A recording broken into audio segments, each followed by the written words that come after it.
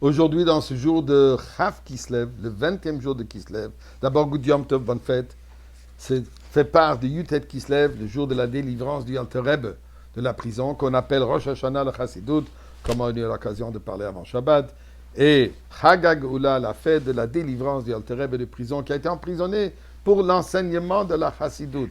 D'ailleurs, alors d'abord donnons de la tzedaka et prions à Kadosh Baruch Hu que nous soyons déjà tous délivrés du galout, surtout nos chers frères et sœurs en Eretz Israël, les otages et les soldats, qu'on soit tous délivrés, on se trouve avec l'Alter Rebbe dans le Beth Amikdash.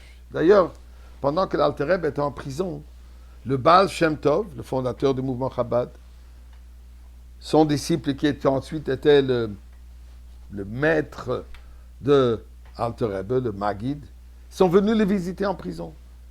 Et il leur a posé la question, pourquoi est-ce que je me trouve en prison? C'est quoi la raison?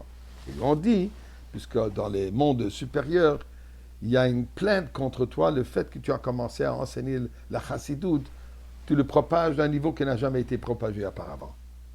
Alors maintenant, qu'est-ce que je devrais faire? Quand je serai libéré d'ici, quand je serai délivré, qu'est-ce que je dois faire? Je continue ou j'arrête? Et non seulement tu continues, mais tu vas encore agrandir. Et ça, bien sûr, c'est pour ça qu'on appelle ça Rosh Hashanah la Chassidut. Ça a été maintenant accepté dans les mondes supérieurs que le moment venu d'enseigner à tout le monde la Chassidut. Parlant du Maggid, Maggid, comme je disais, qui est le maître, le Dovber, le Maggid de Mezrich, qui était le maître du Alter Rebbe, du Baal HaTanya, il n'était pas toujours chassid. Il était un grand érudit, un des disciples principaux du Bnei Yoshua. Et un jour, il a décidé, il veut aller rencontrer le Baal Shem Tov. Son maître de Bnei Yoshua lui pose la question, et pour quelle raison? Il dit, je veux savoir si toutes les histoires qu'on raconte à son propos, si c'est vrai. Et c'est quoi ces enseignements? Vas-y. Il arrive chez le Baal Shem Tov lui demande, qu'est-ce que tu es venu chercher ici? Il dit, je suis venu vérifier si effectivement toutes les histoires qu'on raconte à votre sujet, si c'est vrai. Et c'est quoi les enseignements? Hein? Le Baal Shem Tov commence à lui parler, comment tu es venu, en cheval. Il demande est-ce que tes cheveux ont suffisamment de la paille. Il parlait des choses assez banales. Le Maggid n'était pas impressionné, il a décidé de quitter. Mais avant de quitter, le Baal Shem Tov lui dit reste un petit moment, je voudrais te parler. Nous, il dit voilà, il y a tel et tel passage dans le Zohar, dans les Hydres. Comment est-ce que tu expliques tel et tel passage? Eh bien, le Maggid lui a donné, le Baal Shem Tov, une explication extraordinaire, très profonde, brillante. Et le Baal Shem Tov le regarde et lui dit, c'est pas comme ça qu'on étudie les Zohar. C'est pas comme ça qu'on étudie la Torah. Comment alors? Et je vais te montrer. Il dit, reste ici. Et le Baal Shem Tov ferme les yeux et commence à citer un passage du Zohar, pas à Rabbi Shimon. Rabbi Shimon a commencé à expliquer, prononcer un sujet de Torah. Les yeux fermés, tout à coup, le Baal Shem Tov entend que quelque chose est tombé. Il ouvre les yeux et il voit que le Maggid lui-même est évanoui, allongé par terre. Immédiatement, le Baal Shem Tov le relève, l'embrasse, le prend, le ranime. Et là, il lui demande, mais qu'est-ce qui est arrivé? Pourquoi tu t'es évanoui?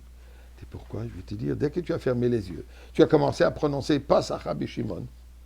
Tout à coup, j'ai apparu devant moi, personne d'un certain âge, sadique, certain âge, grande barbe blanche, habillé complètement en blanc. Je me suis tellement effrayé que je me suis évanoui. Alors, le Baal Shem te dit, mais ça, tu ne sais pas qui c'était. Ça, c'est Rabbi Shimon Bar Yochai lui-même. Puisqu'à chaque fois que j'étudie un sujet de Rabbi Shimon Bar Yochai, Rabbi Shimon est assis à côté de moi et on étudie ensemble.